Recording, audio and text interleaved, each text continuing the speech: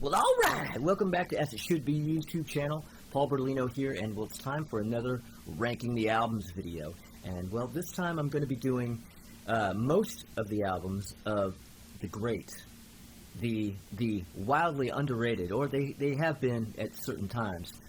They're kind of getting their due now, but the great Bee Gees. Yes, the catalog of the great Bee Gees. You know, they kind of have been unfairly maligned for big chunks of their career, just because of the late 70s R&B and disco period, and the backlash from that. But really, the Bee Gees are one of the all-time great bands.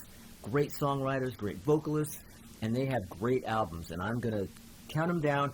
Now, I'm only doing the 60s and 70s albums. When you get into the 80s and the 90s and the later stuff, it gets a little rough. I mean, let's put it this way. I'm only going up to Spirits Having Flown.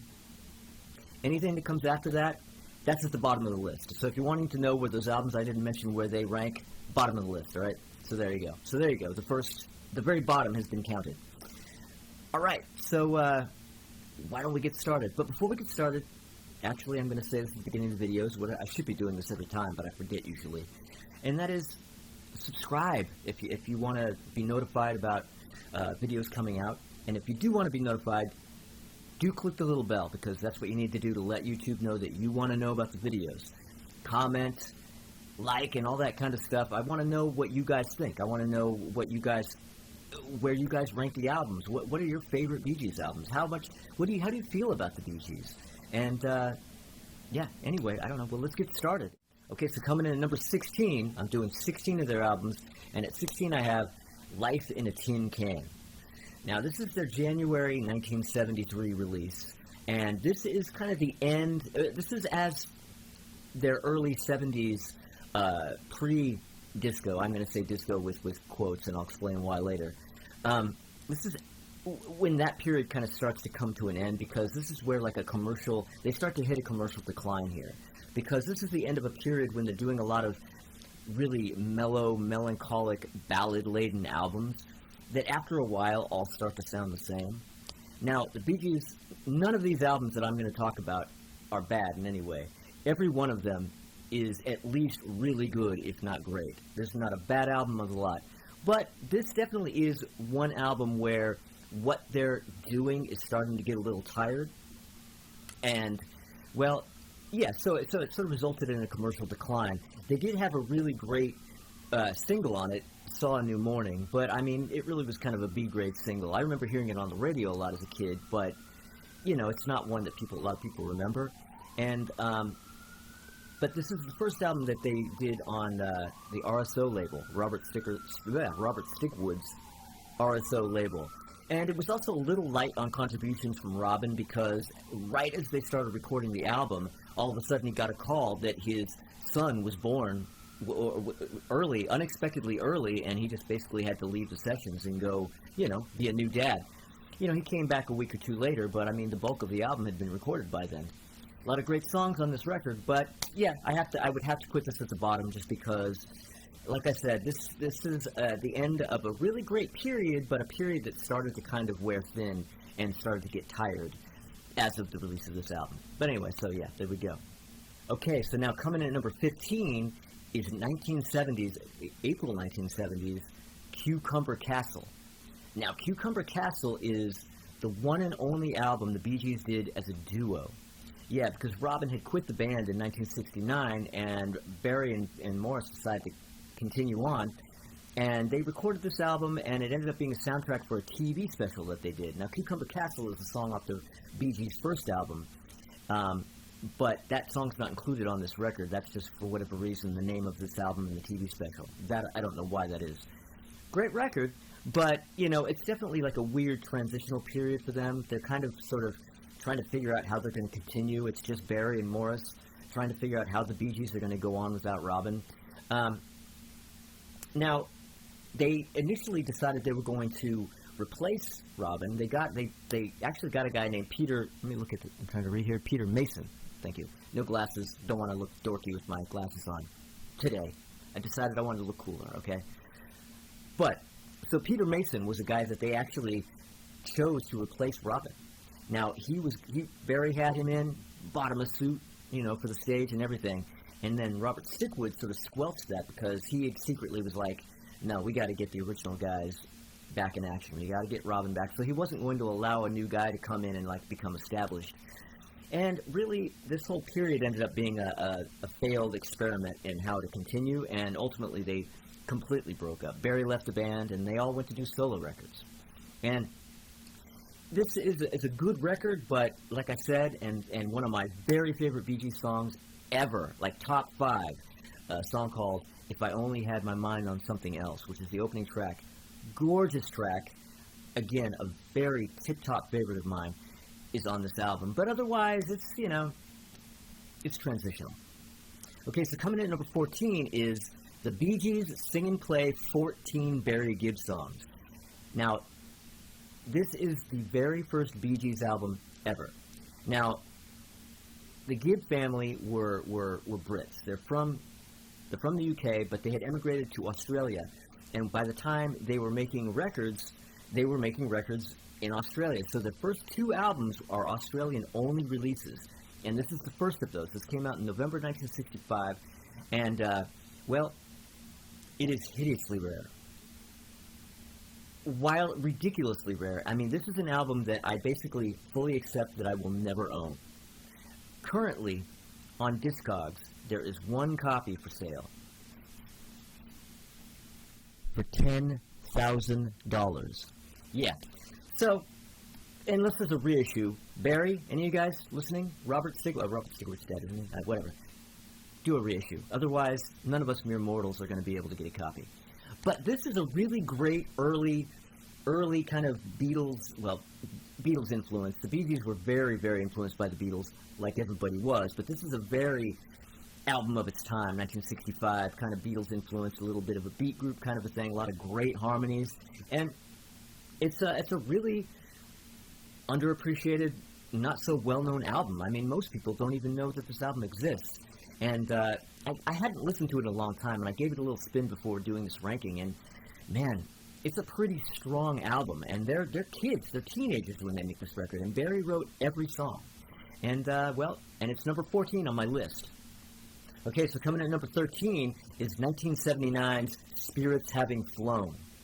Yeah, this came out February 1979, and this is the album where things kind of start to unravel for the Bee Gees. It's mostly Barry on the whole thing. Morris was hardly involved because he had back issues and his alcoholism had gotten so bad that his creativity was kind of not really there, and he mostly sat this one out.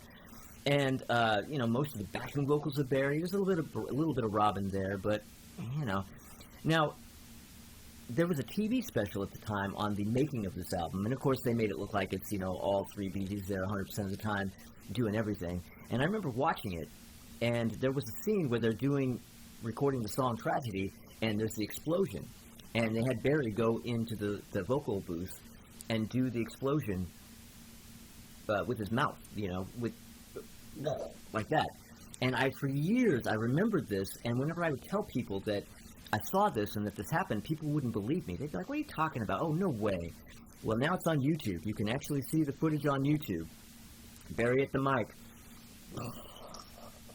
Yeah, and there you go. That's how you get the explosion on the title track, Tragedy.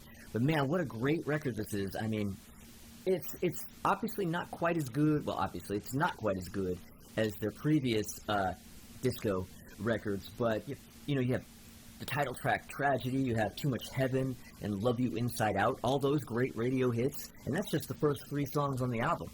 And, there's some great deep cuts, too. And, anyway, it comes in at number 13 on my list.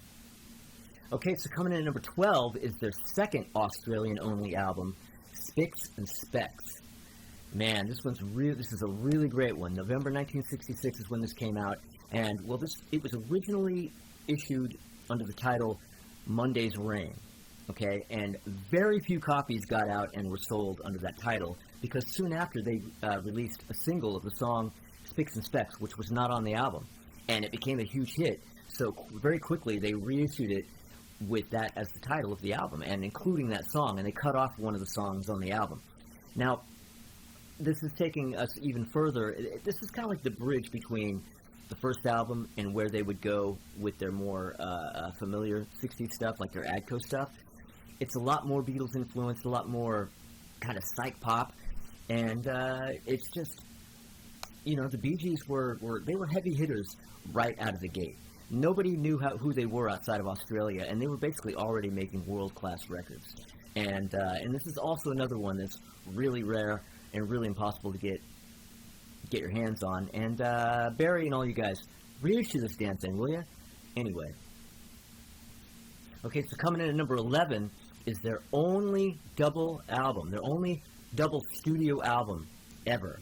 Yeah, this is March 1969's Odessa. Now, that's the one with the red velvet, well, as you can see in the picture, but you probably can't quite make out, but it had a red velvet cover with gold embossed lettering. And it's actually, it's a really great album that's supposed to be a concept album about a missing ship from like 1899 or whatever. And this actually is the final album of the classic 60s lineup of the band. They were a five-man band, not just the three brothers. But things kind of started to get strained between the brothers because they were all so famous and so successful at that point, and they were kids, so it all was going to their heads, and they just, you know, a lot of issues started to crop up, and Robin ultimately ended up quitting the band right after this album because they were having disagreements about different things, like which song to put out as a single. Robin wanted his song, Barry wanted his song, and Robin just said, I'm out. I'm going to go be solo. But this is an album that wasn't really very highly regarded at the time, but retrospectively, it's one of the albums that people really love a lot now. I only have it at 11, but that isn't because it isn't great. That's because the albums that are above it are really, really great. Okay, so coming in at number 10 is the great 1971's Trafalgar. Ooh, Trafalgar. Now, this is a real... Man, this is such a great one. I mean, here I am saying this, and it's only at number 10. That's how great the Bee Gees catalog is. This is one of their best albums, and it's only at number 10. Now, this is kind of the beginning of the really melancholic ballad period that they went through in the early 70s, and where, like, most of the songs on the album are just slow and ballady, like the opening track is, and it doesn't pick up after that. But man, the songs are good. I mean, so great. And, you know, it opens up with the single, How Can You Mend a Broken Heart? Anybody knows that song, you know how ballady that is. That's the opening track. But there's a lot of really great Beatles-influenced kind of stuff. I mean, I keep saying that because they really had a lot of Beatles-influenced stuff. But, I mean, the title track, Trafalgar, just, oh, man. And that's a Morris Gibb song, written and sung. One of the best song on the album, for my money. And, you know, Don't Want to Live Inside Myself. Oh, man, just great McCartney, like, bass on that. And I, at first, really wasn't into this period of the Bee Gees. I tried to listen to it, but the thing is I grew up with the disco Bee Gees, and trying to listen to their earlier stuff was a little bit of a mindfuck for me, because I had trouble hearing their voices in this other context. So I went to actually go sell all these records that I had. I had Trafalgar. I had a white label promo of Trafalgar. And I had a bunch of other ones, you know, a bunch of the 60s stuff. Sold them at a record store and, like, brought them in and, like, sold them at this record store. And the guy was like, wow, you're selling all these? Like, this is some of their best Beatles-influenced stuff. And I was like, yeah, whatever. I'm not that into it. And I got a bunch of store credit and started flipping through records. And he goes right to the record player and puts on Trafalgar and puts it on side 2 and plays Trafalgar and Don't Want to Live Inside Myself back to back. And I'm sitting there flipping through albums, and suddenly I'm hearing the music differently. I'm suddenly hearing it the way he heard it and going, oh shit, I just sold this. Oh no, what have I done? And then I had to go back and go out and repurchase all these records that I just sold. Whatever. Stupid. Okay, so number 9 brings us to November 1970's 2 Years On. Now, this is a reunion album. I told you earlier how the Bee Gees broke up, and, well, this is where they get back together. Basically what happened is Morris and Robin decided to start working together again, and they weren't sure if Barry was going to be on board, but they thought, well, we're going to form the Bee Gees again with or without Barry. And they started recording a bunch of tracks. But ultimately, Barry got on board. You know, they kind of sat in a room together and talked it all out and decided, you know what, let's do this. Let's just bury the hatchet and do this for real. And they got back together in 1970 and recorded this great album. And, I mean, this is the album that has their single Lonely Days on it, which was a huge single in 1970. And it was a major comeback for them. And, yeah, it started... It's just before Trafalgar, so it's just before they really went into the ballad period. This is kind of like the missing link between the more 60s-y kind of stuff and the ballad period. But a little bit of that is there. And, man, such a great album. I mean, the title track, Lonely Days, Portrait of Louise is one of my very, very favorite Bee Gees songs. I mean, if you want to dig into this period of the Bee Gees, do check this album out. I highly, highly recommend it. Okay, so number 8 brings us to the great Mr. Natural. Man, talk about an underrated Bee Gees album. I mean, this is definitely, it's an album that slips through the cracks because it's kind of between eras. It's almost its own era, this album. Now, it came out in May 1974, and it's the very first Bee Gees album to be produced by Arif Mardin, and at this point, RSO was being distributed by Atlantic Records, which meant they had Arif Mardin at their disposal, right? And the thing is that after they had done Life in a Tin Can, which I mentioned was kind of the end of their ballady era, and that was wearing thin, well, Robert Stickwood realized that this just wasn't working anymore, and their popularity was really waning, and that they needed to go in a new direction. So he brought in Arif Mardin to get together with them and, like, basically pull them in another direction to try something new. And it was Arif who said, you know, let's try this R&B thing, because he knew that they really loved that music, so he kind of tried to draw it out of them. And now, this also happened because after the Bee Gees did Life in a Tin Can, they recorded a whole other new album that never got released called, let me read this, A Kick in the Head is Worth 8 in the Pants. And it's just another one of their all ballads albums. And it's out there as a bootleg. Any of you Bee Gees fans out there, you've all heard it. You guys all have the boot. It's not really very good. It's not a bad record. It's just kind of boring and uninspired. And even further down, they would have been even less successful, I think, than Life in a Tin Can had been. And so, yeah, Arif came in and brought them into the studio and said, well, let's kind of try the R&B thing. Now, they didn't quite go in that direction on this album, Mr. Natural. This is kind of a missing link album. This is a little bit of the ballady Bee Gees, but there's a hint of the R&B and soul Bee Gees to come. It's not really overt, but it's just enough in there to kind of give this album its own flavor. Great songs on this. Throw a Penny, the opening track, Charade, is an incredible track. I mean, I'm telling you, go to YouTube, go to Spotify or whatever, or go to your turntable if you have the record. Put on that song. Great, great song. Highly, highly underrated record. I cannot recommend it enough. Okay, so number 7 brings us to the stone cold classic, Children of the World. Yeah, this came out in September 1976, and, you know, the Bee Gees were, you know, a huge thing by this point. I mean, this was after Main Course, and, you know, this is the album with You Should Be Dancing, and Love So Right. Now, see, when they were about to go in to do this record, or by the time they went in to do this record, RSO no longer was being distributed by Atlantic. Therefore, Arif Mardin was forbidden. He was unable, you know, due to legalities and contracts and all that good stuff, to work with the Bee Gees anymore. And, well, the Bee Gees kind of thought, well, we feel like we've learned quite a lot from Arif, and you know what? We're going to produce this ourselves. We think we can do what he did for us. And man, they were so right. I mean, Children of the World, it sounds like it was produced by Arif Mardin. I mean, come on, like I said, You Should Be Dancing, Love So Right, so many great, great tracks. I mean, what else? Edge of the Universe, I think, is on that record. Yeah, I mean, this is one of those records that I toyed with putting higher on the list because it's so good.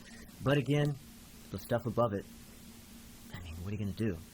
Okay, so number 6 brings us to Whom It May Concern. Yeah, this came out in October 1972, and they went into the studio to record this straight off the road from touring in 1971 for Trafalgar. Now, this, I think, is probably, well, yeah, I'm pretty sure, that basically this is my very favorite of the melancholy ballad period of the earlier 70s. And, I mean, such great songs on it. One of my very favorite songs, I Can Bring Love, just a solo Barry with an acoustic guitar, one of their very best tracks.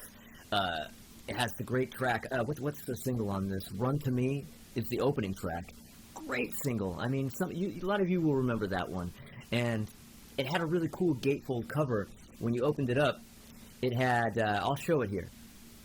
Yeah, it had a pop-up gatefold cover, like a little cartoon Bee Gees popped up. And, yeah, I mean, I used to look at that record at the record store all the time, and it took me forever to just, like, finally buy a copy and go, okay, let's see what this is about. I was not disappointed. Okay, so coming in at number 5 is Horizontal. Yeah, this came out in January 1968, and the recording for this album began 3 days after the release of BBs First, their 1967 album. 3 days. Recorded the album. It probably got put out, 2 weeks after they finished recording it, and then they went right into the studio to do this. And with this album, this is even more further into kind of like the psych pop, Beatles-influenced psychedelic pop direction, and they were getting a lot more experimental. This is really a great album, but I think this may be my least favorite of their psych pop albums, which isn't to say it isn't great. I mean, look what I have it above. I have it above Children of the World and To Whom It May Concern and Odessa and all that kind of stuff. I mean, this is really a great album. Lemons Never Forget, World, Birdie Told Me, Harry Braff. Great stuff on this record. And, it's an underrated classic. Okay, so number 4 brings us to one of their absolute greatest albums, Main Course. Yeah, now Main Course is where this is where shit gets real, okay? This is their second album to be produced by R.F. Martin, and this is where the whole R&B soul influence comes in fully. This is where Barry begins singing in his falsetto. This is the album that has, this is awash in classic songs. Nights on Broadway, Jive Talking, Fanny Be Tender With My Love. It's just, Wind of Change is like a really great deep track on this. This is such an outstanding record. And, I remember as a kid, around the Saturday Night Fever era, when we were all obsessed with the Bee Gees, I remember this being an album that I was aware of, but I didn't have it, and nobody I knew had it. None of my aunts or uncles had it or anybody. So I didn't have access to listen to it. And but my cousin Wendy, I remember her and I don't know what we were looking at. Somehow we were aware of this album, but I didn't know how to pronounce the title. Course. How do you pronounce that word? I didn't know. And Wendy said, oh, that's Curse. So the album's called Main Curse. And I thought that was pretty cool. I'm like, man, the Bee Gees are rebels, dude. Curse. Man, the Bee Gees are cursing. And, anyway, a little while later I learned the truth. But, man, this album is, as far as like their sort of R&B disco stuff, outside of Saturday Night Fever, this is the most classic of the albums, and I really so recommend listening to that album if you're particularly into that era of the Bee Gees but haven't dug into them outside the singles. Go straight to this album. It is absolutely phenomenal. Okay, so number 3 brings us to Idea. Idea, man, what a great one this is. Now, this is their September 1968 album. And they were really prolific during this time. They recorded a ton of tracks during the sessions of this record. A ton that didn't make the album. They recorded the Coke commercials. Anybody's heard the Bee Gees Coke commercials?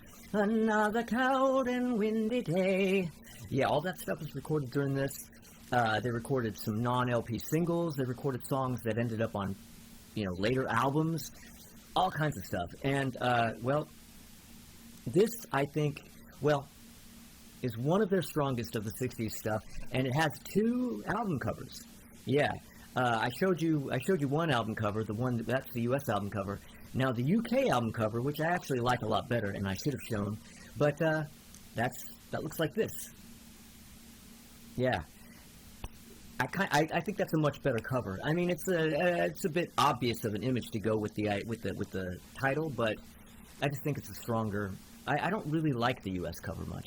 But man, do I like this record. This album features one of my very favorite songs called Kilburn Towers. Man, if you don't know that song, Go to YouTube, have a listen. That is a gorgeous, gorgeous track. Mellotron-laden kind of ballad, of course, because Bee Gees have a ton of ballads during this period, even in the 60s, before they went into their melancholic period. But it's a beautiful Barry ballad with mellotrons, and it kicks off. It's great. Okay, so coming in at number 2 is an album that technically is not a proper Bee Gees studio album, but there is no way I wasn't going to include it. The Saturday Night Fever soundtrack. Now, to be fair, originally this was supposed to be a proper Bee Gees studio album. When the Bee Gees started recording this, it wasn't the soundtrack to anything. It was just their next album. You know, How Deep Is Your Love, and, you know, their version, If I Can't Have You, and More Than a Woman. That was just going to be the next Bee Gees album. But then Stigwood came to them and said, hey, there's this movie they're doing, this Tribal Rights of the Saturday Night or whatever, and they want some songs. Do you have any songs to give them? And they're like, you know, that's great and everything, but we're making our album. We don't have any time to write songs for this. And ultimately, they were persuaded to give the songs they were recording and writing for their new album over to the film. Well, lucky them. I mean, yeah. Staying Alive, Night Fever. I mean, come on. Do I even need to list the tracks? I mean, this is the moment where they take over the world, basically. I mean, you know, you have the Beatles, the Bee Gees, and Star Wars. I mean, you know, the 3 high points of pop culture ever, right? And, yeah, they have that one little stroke of luck to thank. Yeah, I mean, I don't think I need to really go on about this album. Absolutely everybody has heard it, and 90% of the population has at least at one time owned it, right? So, yeah, Saturday Night Fever. But you'll notice I have it only at number 2. Yeah. That's because, coming in at number 1, Bee Gees First. Bee Gees First, appropriately titled, because it's coming in at number 1 on my list. They knew in advance where it was going to rank. And, well, this is actually the very first international Bee Gees album. It's the 3rd album, but it's called Bee Gees First because it's the first album that most of the world got. Like, nobody knew about the 14 Barry Gibb songs album. Nobody knew about Spicks and Specks. Only Australia and New Zealand knew about those records. So this is, to most of the world, the first Bee Gees album. And, you know, it is a psych pop masterpiece. This was recorded, wait, let me go to my notes here, because I don't remember, August 1967 was when it was released. And it's just like, this is their best Beatles-influenced record.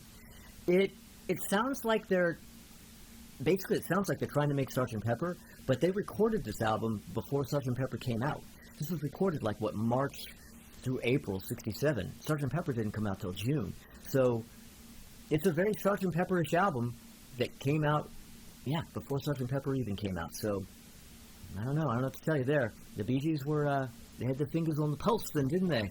And, you know, obviously Revolver played a huge role in influencing this album. But, man, what songs? This is the album that has To Love Somebody, their first big hit, international big hit. But, you know, Turn of the Century, Holiday, Cucumber Castle, you know, Red Chair Fade Away, Please Read Me. So many songs. Like, this is easily my favorite Bee Gees album, and it's the most consistent album. It's the one Bee Gees album where I absolutely love every track all the way through. No weak tracks. If you want to go and check out the 60s Bee Gees stuff, their Beatles-influenced psych pop stuff, this is the album to go to first. The only problem with going to this album first is that it's all downhill from here because there's no way to top it. And one of the most astonishing things about this record is that it was mostly written in the studio. According to Barry, comments from Barry at the time, he commented that engineers and producers get really frustrated with them because they don't really come in prepared with a bunch of songs. They just kind of sit there in the studio and decide on subject matter and write songs on the spot. Well, if you listen to this song, knowing that and knowing that they wrote this stuff on the spot in the studio, it's absolutely mind-blowing. Phenomenal record. One of the greatest albums of the 60s, really, in my opinion. Bee Gees First. So there you go. That is my ranking of the Bee Gees album, the 60s and 70s Bee Gees albums. Like their 90s and their 80s, 90s, and later, they're at the bottom of the list. So, Again, subscribe, comment, click the little bell, like. Let me know what you think of these albums, where they rank for you. Have you heard those Australian... Do any of you own those Australian albums? And I don't mean reissues. I don't mean CD reissues or anything like that. I mean the original vinyl Australian copies. Do any of you have that? If any of you do tell me about it. And, yeah, if you guys need a new house or something, you can sell your 14 Barry Gibb Songs album for $10,000 and put a nice little down payment. But anyway, so yeah, that's that for this, and I'm gonna try to do a little thing this week, influenced by the great YouTube channel Listography. Now, what these guys do is they do album rankings, but they do theme weeks. They'll do one band, like say Bruce Springsteen. It's Bruce Springsteen week, and one day, at the beginning of the week, they'll rank the albums of Bruce Springsteen. And then the next day, they'll do a ranking of their top 10 songs. And then they'll do like a side three thing where they talk about other loosely related kind of stuff. And I'm going to do that this week. I'm doing BG's ranking of the albums today. And my next video this week is going to be a ranking of my favorite BG songs. And so, yeah, look forward to that a little later in the week. And, yeah, anyway, thank you for watching, and I'll see you next time. To my head, rock and roll smoothie going to my head.